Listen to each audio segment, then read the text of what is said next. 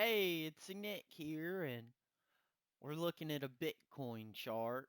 So this is with daily candles on the exchange called Phemex, which is what I use for derivatives and leverage trading. So right here, we've got a little bit of historical precedent to look at.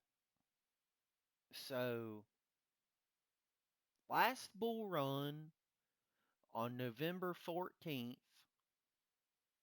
was right here on this line that I've got, the vertical line. And so let's zoom into that. Okay. So from, let's call it today, November 14th to the end of the year, I'm calling the 30th. Ooh, lordy. So that is a 76% increase by New Year's. And then if you want to go to the top, we're all the way to a 153% increase. And that increase stopped on January 8th, a Friday. All right. So this cycle seems to have had a lot more consolidation between March and October than the previous cycle. Old Phemex doesn't go back that far. So we can look all the way back to May. So, hmm. The front end of this curve and where we're at now do look totally different. So, this is a new type of bull run, to be honest with you, boys. It's looking like historical precedent's not going to be as strong as it has before. But, anyways, regardless of that, let's do a 75% uptick from where we're at. Wow. $160,000 Bitcoin. That's my target for the end of the year. Wow. That's a lot of money right there, boy.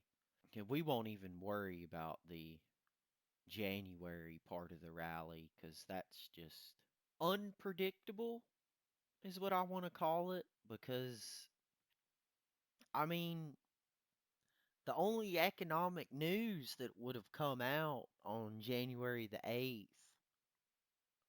would have been your typical employment report that comes out every Friday. So I don't necessarily think that planning on getting rid of your position just arbitrarily on the 8th, because it happened that way before, is a very good idea. So I'm still going to stick with my plan, like the mining stocks, that it comes to be the end of December, the 30th or the 29th, because we don't want to get stuck on holiday. I'm probably going to sell everything I have. Because let's look at this correction that happened in January. 30% correction. 24. 16. And this is where the bear market starts. 26. 47. And so this point right here is unprecedented in historical data because every other bull run related to the halving of Bitcoin, the appreciation of Bitcoin has mainly been under the second part of the halving, after it halves. That's when the other bull markets would hit their all-time highs, is after.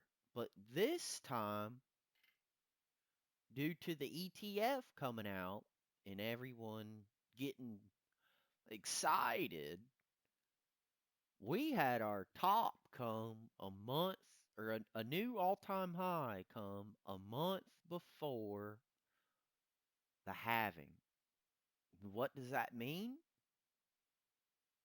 I really don't know. It could mean that we're in for a super cycle where Bitcoin just depreciates slowly over the next decade, or it could mean that maybe just our bull run is going to last 2 years instead of one, but really only time will tell with that. So, I honestly think times like today is a good time to be able to go out and buy the dip if you have the capability of buying spot Bitcoin. Would I just buy the dip if I was using leverage? No, I wouldn't. That doesn't seem like it would work too well for me because a 30% correction can wipe you out pretty easily. And those come pretty easily with Bitcoin. So, but that's our target, $160,000 Bitcoin.